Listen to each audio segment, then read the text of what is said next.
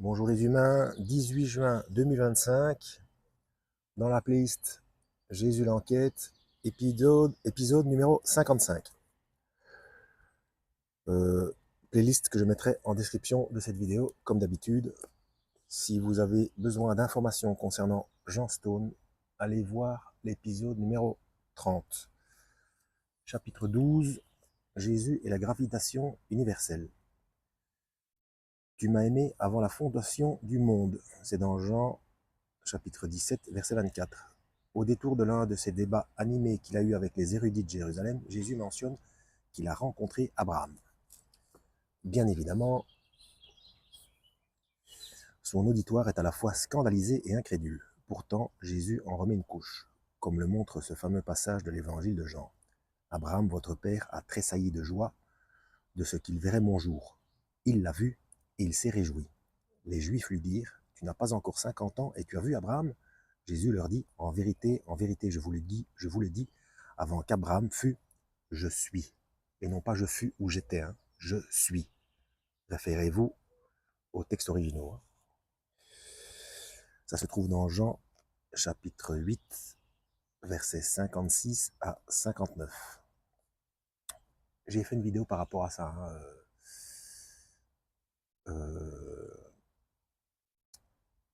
C'est peut-être dans ma playlist Les témoins de Jéhovah, puisqu'ils ont un gros problème, je le rappelle, un gros problème avec leur Bible, avec la traduction du Monde Nouveau. Dans leur Bible, ça a été modifié.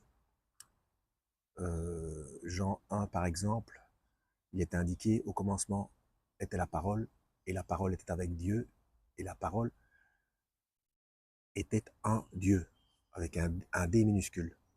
Donc c'est une faute manifeste, ça ne correspond pas aux textes originaux. Et donc c'est du polythéisme. Ça fait de Yeshua un autre Dieu que Dieu. On continue.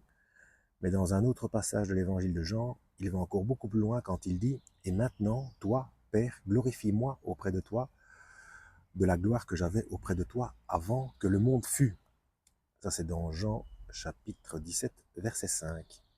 Et là aussi, il en rajoute une couche, en Jean chapitre 17, verset 24, « Parce que tu m'as aimé avant la fondation du monde. » Vous en connaissez beaucoup, vous, des gens qui prétendent avoir existé avant la fondation du monde?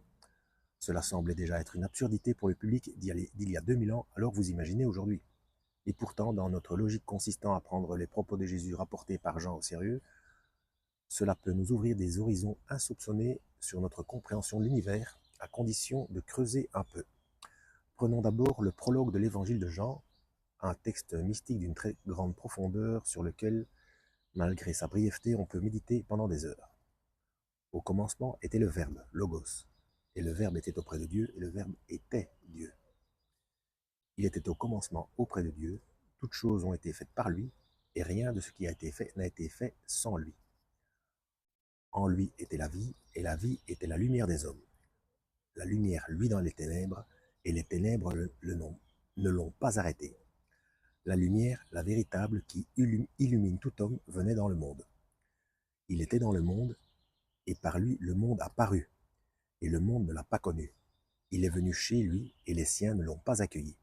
Mais à tous ceux qui l'ont reçu, il a donné pouvoir de devenir enfants de Dieu, à ceux qui croient en son nom, qui ne sont pas nés du sang, ni d'un vouloir de la chair, ni d'un vouloir d'homme, mais de Dieu. Et le Verbe est devenu chair, et il a séjourné parmi nous, et nous avons contemplé sa gloire, gloire comme celle que tient de son Père un Fils unique, plein de grâce et de vérité. Dieu, personne ne l'a jamais vu. Le Fils unique qui est dans le sein du Père, celui-là l'a fait connaître. Donc c'est dans Jean chapitre 1, versets 1 à 18. Alors, il y a une annotation où Jean Stone dit « J'ai retiré les passages historiques, entre guillemets, où l'auteur parle de Jean-Baptiste, chapitre 1, versets 6 à 8, et chapitre 1, versets 15 à 17, pour regrouper tous les passages, entre guillemets, mystiques. » Contrairement à ce qu'affirme la position moderniste, ce texte a bien été écrit par le disciple bien-aimé lui-même et non par un de ses disciples grecs. Une analyse extrêmement érudite du père Jacques Bernard voir note 2, page 19. Je termine la phrase et puis j'irai voir cette note. Donc une analyse extrêmement érudite du père Jacques Bernard montre comment les différents thèmes abordés dans ce prologue font référence à toute une série de concepts et de débats qui avaient cours dans le judaïsme de l'époque. Donc, voir note 2, page 219. Ok, 219, tac, tac. Note numéro 2. Alors, le père Jacques Bernard, exégète et professeur d'hébreu, a fait également une très belle analyse du prologue de l'évangile de Jean en montrant que ce texte, loin d'être un texte écrit dans un milieu grec, contient de nombreuses références à des débats existant à Jérusalem à l'époque de Jean-Baptiste et de Jésus. Ce texte non encore publié peut se trouver sur le lien suivant, un lien informatique. Je vais vous le montrer. Hein. Donc moi, si vous ne connaissez pas encore la chaîne, sachez que moi, je montre chaque fois un maximum de références et de sources afin de faire taire tout débat inepte, inutile et qui ne mène à rien. Donc j'espère que, ça y est, quand je suis à l'extérieur avec le reflet, je ne vois pas ce que je montre. Donc, voilà, je vais essayer de faire ça au mieux. Voilà, j'espère que vous le voyez suffisamment clair que pour pouvoir y avoir accès. Hein. Parce qu'il y a tellement de débats sur toutes sortes de chaînes pour ridiculiser la Bible, etc. Alors que nous avons suffisamment d'informations maintenant et suffisamment de vérifications ont été faites au niveau historique et autres, hein, et archéologique, etc. Alors, quant à la notion de logos, dont on prétend qu'elle n'aurait jamais pu être utilisée par un juif, le disciple bien-aimé l'a puisée chez Philon d'Alexandrie, contemporain de Jésus, 20 avant Jésus-Christ, 45 après Jésus-Christ.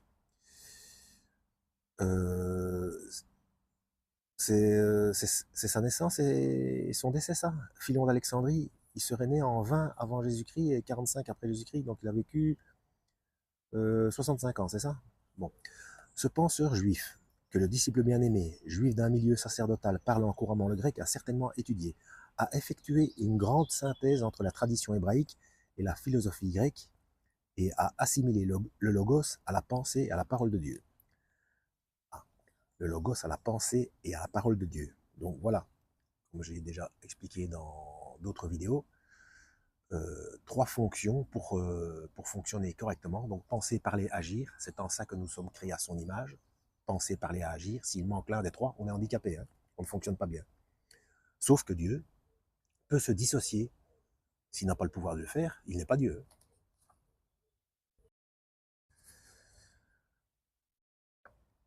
Alors, après toute une vie passée à réfléchir et à essayer de comprendre qui était exactement ce Jésus-Christ qu'il avait rencontré et qui avait changé sa vie à jamais, il a produit ce texte extraordinaire où, à travers des phrases ciselées au millimètre, il affirme 3 choses essentielles. D'abord, exactement comme nous l'avons montré au chapitre 10, que Jésus-Christ, le Verbe de Dieu, le Logos, était à la fois auprès de Dieu et Dieu lui-même. Ben oui, notre parole, c'est nous, hein, c'est pas quelqu'un d'autre. Quand on s'exprime, c'est nous qui nous exprimons, c'est pas quelqu'un d'autre. Voilà. On retrouve ici tout à fait la logique holographique. Moi et le Père, nous sommes un. Et le Père est plus grand que moi. Voilà. Ça, une fois de plus, ça paraît contradictoire, alors que c'est complémentaire. Le concept du en même temps, dont je parle assez souvent dans mes vidéos. Ensuite, il affirme que par le Logos, donc par le Christ, tout a été fait. Par lui, le monde a paru. Celui-ci a contribué à la création du monde. Il est donc d'une certaine façon consubstantiel à ce monde-ci. Il représente quelque chose d'au moins aussi important que le tissu de l'espace-temps ou la gravitation universelle.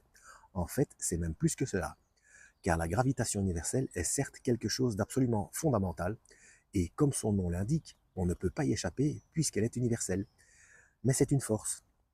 Même si elle a contribué à la structuration du monde, elle n'a pas contribué à sa création.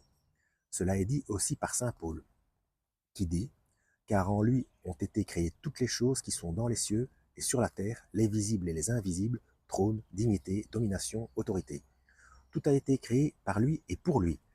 Il est avant toutes ces choses, et toute chose subsiste en lui. Ça, c'est dans l'Épître aux Colossiens, chapitre 1, versets 16 et 17.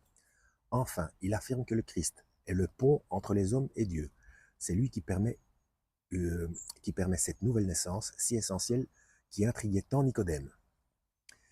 Il a donné le pouvoir de devenir enfant de Dieu, ce que nous développerons au chapitre suivant. Voilà, tout ce qui est essentiel à comprendre concernant Jésus est déjà là dans un texte écrit avant la fin du 1er siècle par un témoin direct de toute cette histoire. 10 minutes. Il est long le chapitre? Oui, il est assez long. En plus, il y a des annotations assez conséquentes. Donc, on va s'arrêter là.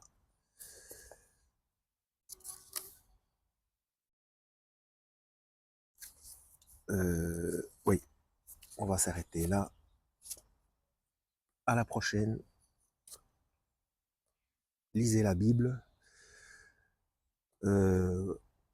Si vous êtes nouveau, ne vous fiez pas à une seule vidéo. Allez voir mes playlists. Je traite de tout un tas de sujets différents. Et puis, regardez mes playlists depuis le début dans l'ordre chronologique afin de voir les évolutions parce que forcément, vous n'allez pas être d'accord avec tout. Hein. Mais dans les playlists, je n'ai rien enlevé. J'ai laissé les anciennes vidéos. Comme ça, vous voyez l'évolution de mes réflexions, les nouvelles choses apprises. Et parfois, je fais des corrections parce que je me suis trompé, mais parfois, je confirme. Hein. Donc voilà, ne vous fiez surtout pas à une seule vidéo. Voilà, lisez la Bible, à la prochaine, et que Yahweh vous guide.